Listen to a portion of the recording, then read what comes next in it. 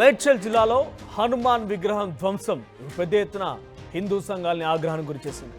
కొంతమంది దుండగులు రాంపల్లిలో ఉన్నటువంటి ఆ విగ్రహాన్ని ధ్వంసం చేశారు. విగ్రహం ఎడమ చేయితో పాటుగా అటు గదను కూడా ధ్వంసం చేశారు.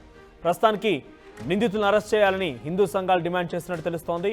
ఇంతకీ ఈ హనుమంతుడి విగ్రహం యొక్క ఎడమ చేతిని గదని పగలగొట్టింది ఎవరు?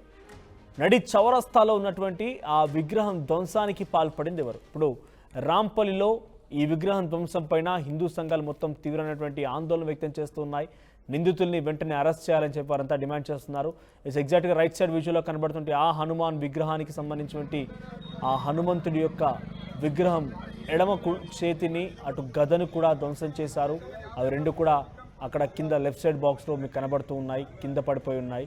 సో ప్రస్తుతానికి హిందూ సంఘాల ఆగ్రహం వెళ్ళగక్కుతూ ఉన్నాయి. ఆ పని చేసింది ఎవరు, ఎందుకు నిర్వాకానికి పాల్పడ్డారు, ఎంతటి వారైనా సరే ఉపేక్షించకుండా నిందితులు వెంటనే కఠినంగా శిక్షించాలని వారు డిమాండ్ చేస్తున్నారు. ఒక్కసారి ఆ విగ్రహం ముందు వారంతా ఆందోళన చేపట్టారు, నినాదాలు చేస్తున్నారు. వారు ఏం మాట్లాడుతున్నారో చూద్దాం.